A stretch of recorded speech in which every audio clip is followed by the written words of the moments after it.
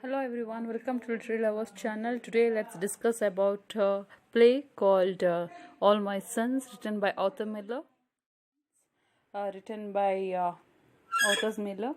A play in 3 acts, set in a small town several years after World War II. And before going to the play directly, let's see the character sketches. Joe Killer is the head of the family.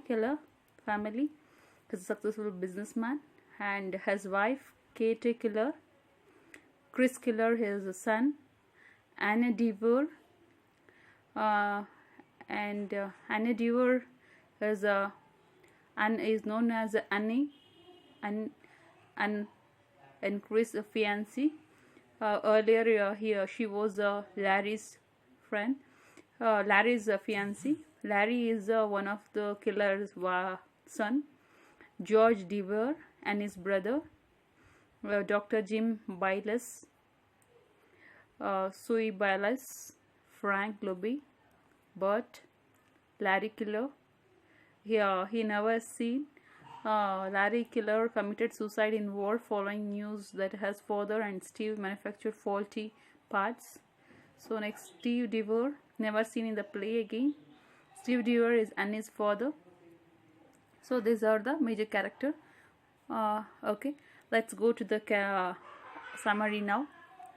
So here, after the war, Jim Biles, a doctor, and Joe Killer, head of the Killer family, they were sitting at the backyard and they are reading this newspaper.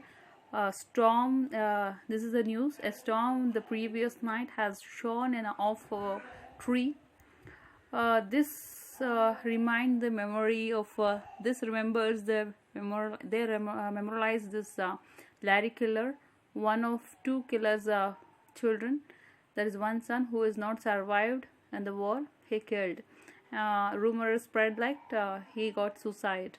So Chris, the other killer son, is a junior partner in the family manufacturing business.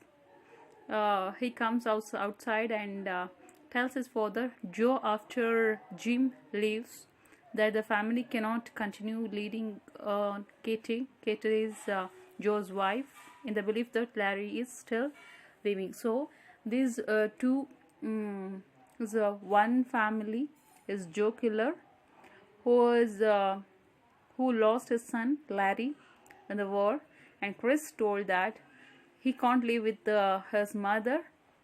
Because Katie always thinks that Larry still alive, and she is an illusion. And then after this another man Jim left, he discussed regarding this later.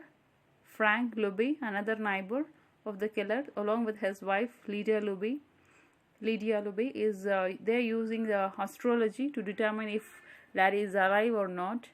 So they said that he was still alive, so Katie believed it. Next, Chris believes that all in the town have come to the same conclusion, that after 3 years Larry will not be returning to the small town, that Larry's plane crash in the war was fatal. So Chris also tells his father that Annie, Larry's former girlfriend, Annie is the girlfriend of Larry, who is visiting the killers from New York, is there because Chris intended to propose marriage to her. Joe has no real problem with this idea, but Joe fears what the kid says, since Annie is a girlfriend of Larry, and to give Annie to Chris would mean that Larry is really dead. Kate comes outside. As does Annie, and a series of strained conversation ensued. Chris attempts to demonstrate his affection for Annie, and Kate tries to emphasize that Larry is still alive. Annie is not Carrie's girl; she is Larry's girl. Slowly throughout the first act, reveal Annie's father Steve was a former employee of Joe's at the manufacturing company during the war, and the Steve apparently okayed the production of the faulty plane parts. See, is another main thing of the story. This is the production of faulty plane parts. This is the main thing, and it results at the end of the story. It gives a result at the end of the story, which were shipped to American planes and which caused the death of 21 pilots in the plane crash. So Steve went to jail for his negligence. I told you Steve is the father of this Annie. Joe was realized that it's arguing in court that Steve acted alone and that Joe did not force him to ship the defective parts. Joe and Kate worry that Annie has come to stir up trouble in the Keller family regarding Joe's guilt in the manufacturing affair, and this too complicates the possibilities of Chris and Annie's wedding. So Chris also tells Annie that he has a hard time post-war life, and he relates a story from the war in which a soldier gave him his lost pair of dry socks as an indication of the moral simplicity of battle. So George and his brother calls long distance from Columbus, where Steve is imprisoned, saying he too is going to visit the Keller home that evening. And he worries that George is coming to revelations about Joe's Steve manufacturing affair, and Kate tells Joe to prepare himself for George's queries. So George arrived, and though the Jim and Chris attempt to calm him, George accuses Joe of knowingly induced that Steve to take the fall for the manufacturing failures. So he believes that Joe himself told Steve over the phone to Sherlock over the defective parts to give agreement for these parts.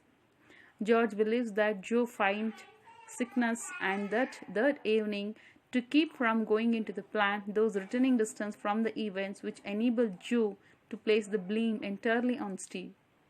Joe denies this accusation of George, who leaves the house, but as Annie runs after him, Joe announced to Chris and in front of Kate that, in fact, George's story is true. So he accepted his fault. Chris is aghast. Not just that this father produced the defective parts, but Joe lied to put Steve in jail and produced to make a fortune from the factory. Then the post-war boom. Chris feels complicit in his father's immorality and goes for a drive that evening, while Joe and Kate weep on the house's back porch. As the play ends, it is 2 in the morning the following day, and Chris returns from his drive to find Annie, Joe, and Kate outside. Annie, who wants Kate to believe that Laurie is truly dead so that she and Chris can be married, get married.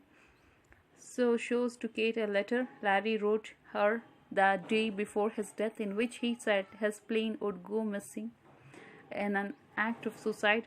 Out of the shame Larry feels for Joe's and Steve's guilt, Joe, who for a long time had confronted himself with the idea that he was not responsible for his own son's death, now realizes he is responsible. And Chris reads the letter aloud that he has not only killed 21 pilots, but he also indirectly killed his own son. Joe remarks that all the soldiers are his son, this is in quote, and goes upstairs and he justifies himself. Gunshot heard to this. Joe has killed himself in the house, though the Carries tells his Chris tells his mother outside that he didn't intend it for this to happen.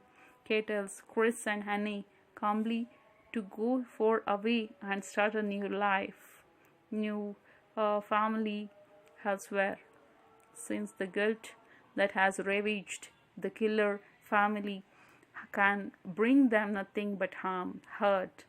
So the play ends like this, and that Keller family end like this. Okay, thank you, and do subscribe to the channel.